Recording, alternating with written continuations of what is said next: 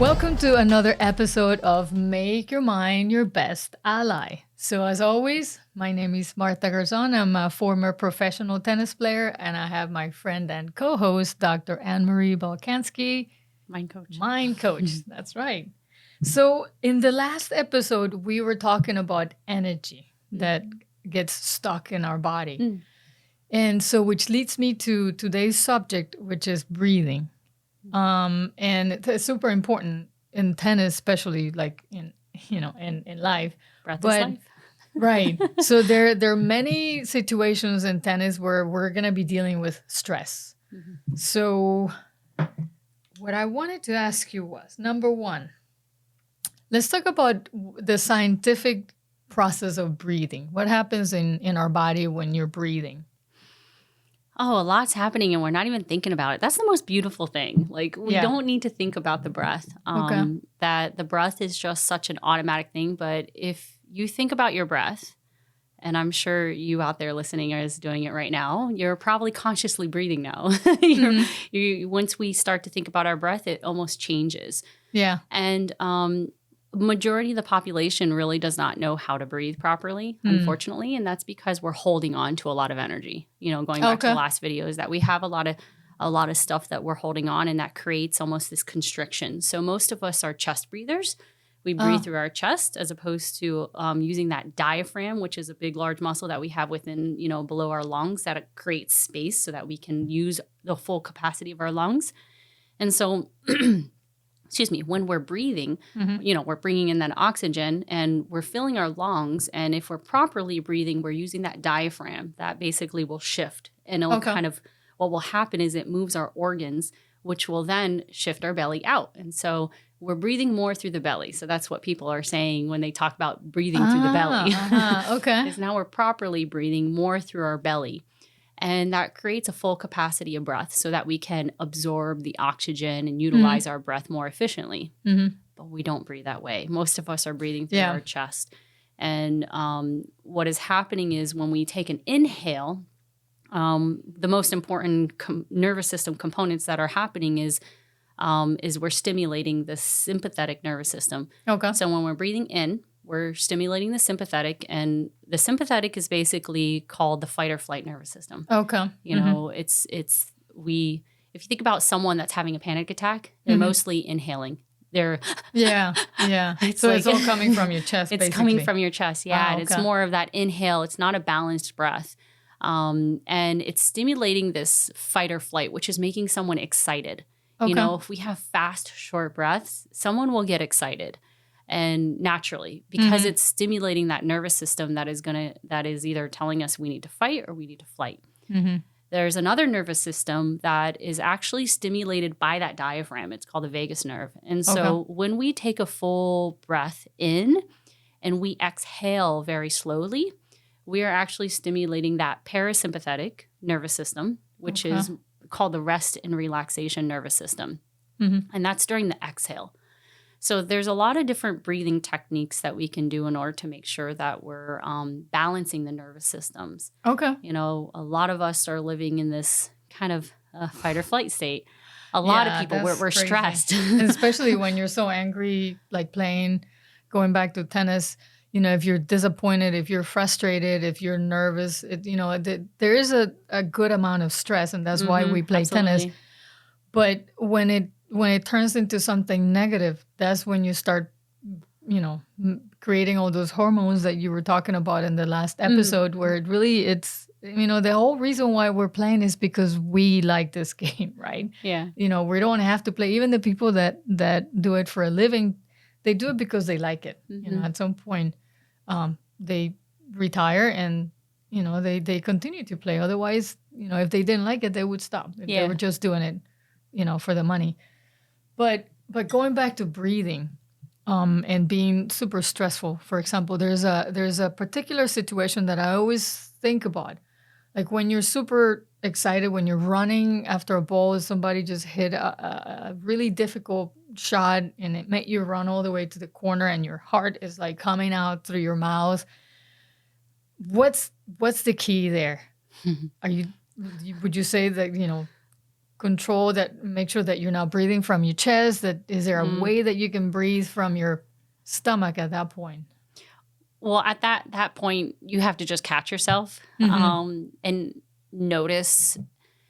And you're not going to catch yourself during the game very easily, as opposed to, let me rephrase that. You're not going to train yourself to catch yourself during the game because you're so focused on playing. You know, so breathing in itself is a very, it's an exercise. The last podcast I was talking about this record holder that held their breath for 22 minutes. Yeah, that's interesting. And so, you know, the breath is such a powerful exercise. It really is, that we can train on even breathing properly. And you're not going to want to train yourself while you're playing tennis. So if you're excited and you're like nervous and you're running for the ball and, you know, you're in that space, I would just say, you know, first you have to catch yourself that, and the way that most of my clients will catch themselves is by first being aware of what you feel. Okay. And usually at that moment, they're feeling very tense. And so the minute you catch that tenseness, you have to just like breathe into it and kind of like drop out of it and just like kind of relax back down, because if your muscles are tense, you're not going to be able to play. Right. So that's the first thing I would say. So I've heard in the past that there's a good technique when your heart is coming through your mouth to breathe, hold your breath, and then let it go. What does that do? Nice. Why is that good? Yeah. So it's basically wanting to stimulate that parasympathetic nervous system. Okay. So you're taking a breath in, you're holding it, and then usually the exhale is going to be a slow exhale. Okay. And it goes back to what I said earlier about that sympathetic, parasympathetic nervous system. There's a breathing technique called the box breathing. You know, it's like literally you're drawing a box. You can, you know, visualize a box, and it literally is holding your breath. You inhale. Okay. Hold your breath. That's the down. And then you exhale. And then you hold your breath. Okay. Hold it. And then you inhale again. Hold again. And for like how many seconds would you do that? It depends on the person, because they have a different lung capacity. I see. So it depends on their capability of what they can hold. 2-3 seconds, 4 seconds. It really depends. The type of breath training that I like to do, because most of the people that I'm working with are, I want to get them out of that fight or flight state. I want to get them relaxed. I want to get them more in the body. And so I'll purposely stimulate the parasympathetic by doing a 1-to-2 ratio. And so what that is, I don't have them hold. I just have them take a breath in at a 1 ratio. So for most people, it's probably going to be a 3 count. So 3 count in, 1, 2, 3, and then a 6 count out. 1, 2, 3, 4. Okay. And then we're exhaling 2 counts, which is going to be the 6 count. So it's 3 to 6. Okay. So inhale 1, 2, 3, and then exhale 1, 2, 3, 4, 5, 6. And so that exhale breath is going to be, you're literally going to feel, if you pay attention and you really listen.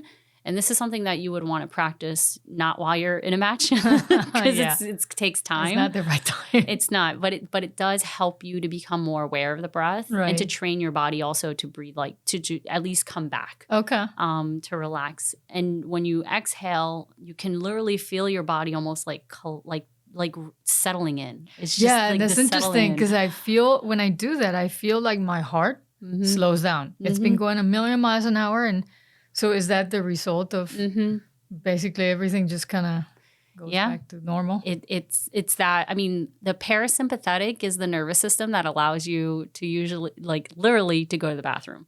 Like it is this like letting go. It's the parasympathetic is the nervous system that allows you to digest your food. The sympathetic nervous system it constricts everything. So people that have like irritable bowel, like they can't use the bathroom, or or it's like very loose. Like it's directly correlated with these nervous systems, which is connected to our emotional state.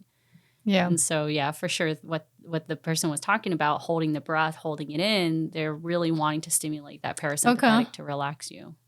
And there's another experience that I've had, and I preach this a lot. One of the most stressful moments that I think are on a tennis court is when you have a put away. You have this opportunity to hit this ball, and it's going to mean that you win the game or that you win the match. So there's a lot of pressure that, that gets built up. And what I've noticed is that a lot of people actually hold their breath when they're hitting the ball because, and this is my assumption, because if they think that if they breathe out, all of a sudden whatever they planned is going to move. So if I don't breathe, I can hit the ball and everything is going to go according to plan, which is the opposite. Because when you don't breathe, you're actually your muscles can't stretch, right? And I've noticed that in order for me to really let go and concentrate on that moment, I make a point of watching the ball bounce on the ground and then exhaling as soon as I make contact.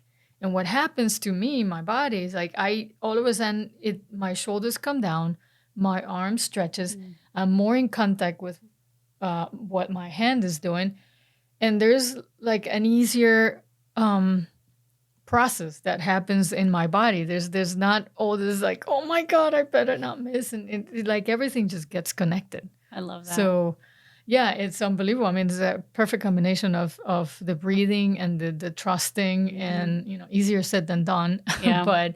but I would suggest to try that. And any time that you have a put away, just make sure that you watch the ball bounce and then breathe out at the moment when you make contact.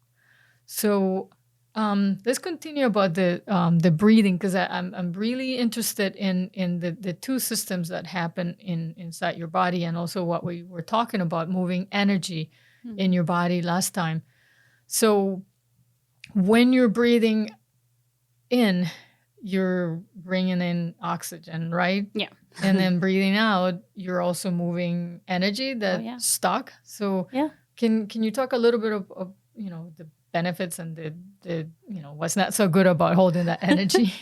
Oh yeah, absolutely. I mean, the breath is probably my number one ally in helping people move energy. If you're not expressing it through words, you can use your breath and breathe through things and breathe through certain emotions in your body to release them.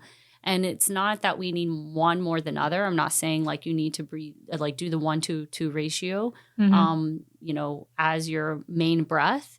It's just that a good number of the population is just so stressed. And so taking time out to just be mindful of your breath is, I think, probably one of the best exercises for any sports player or person, just anybody. Would you suggest that doing that before the match to kind of get absolutely into it? Absolutely. I mean, one of my favorite devices that I will that I will influence some of my sports players to use is the heart math. And the heart math will have you breathe because it connects to your it tracks your HRV.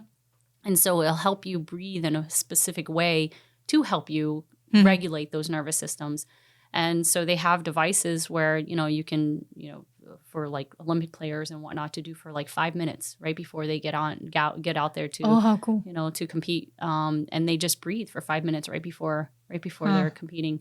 And that's just to regulate their nervous system, to get them back into a balance. And they'll do that in between any set. And that's something that absolutely you can do. Just be mindful of your breath for, 2 minutes, 3 minutes, 5 minutes. It definitely will do a world of difference. Cool.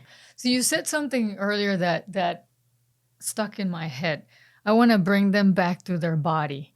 So basically, when we're in our head, we're not, like we were talking before, we're not playing by instinct.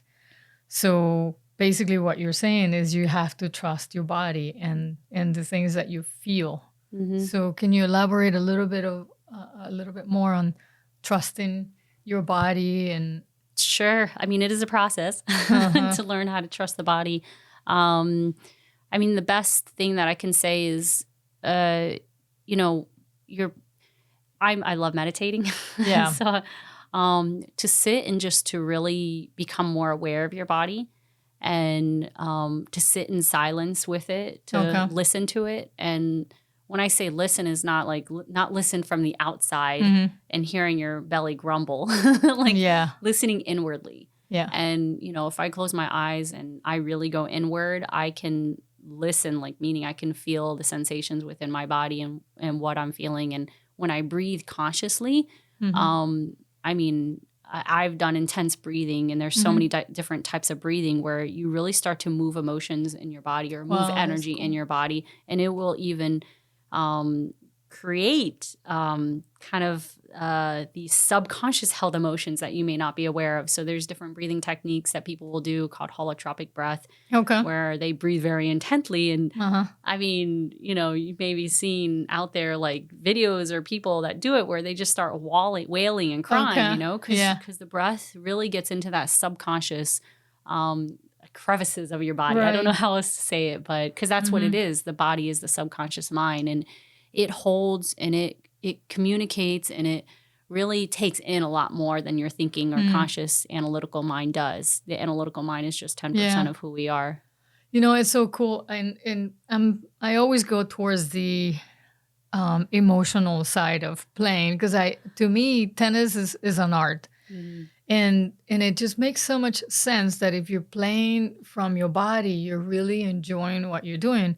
And I find myself really experimenting with my hands every time that I'm hitting the ball, and I'm trying to see where I'm feeling the contact. You know, what are my fingers doing, and how am I able to smooth out the shot at the end by using my fingers, by using my hand. And it's, to me, is the reason why I play, because it feels like I'm creating something.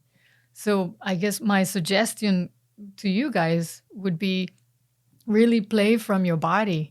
Listen to your hands, listen to your lungs, listen to your legs, you know, that, like you said, do some meditation before the match, and just get in touch with what you're feeling, and be respectful, and be, what's the word that I'm looking for? Be, you know, forgive yourself, and treat yourself nicely when you're nervous, or when you can't breathe. Yeah. So, you know, I would love to add, like, if you think about when you're playing, like, you can't play without your racket, right? Yeah, true. So your body is the number one instrument. Like, you can't play without your body, and your body is the one thing that you really have so much control over.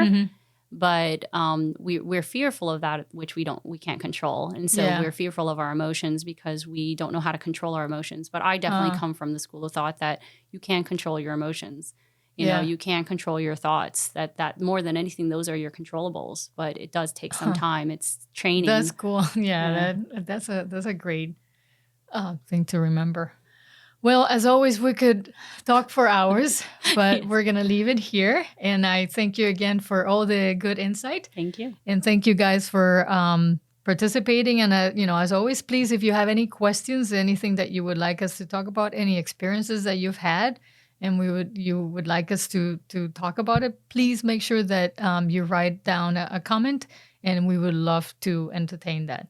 Okay? So until next time, thank you so much. Bye.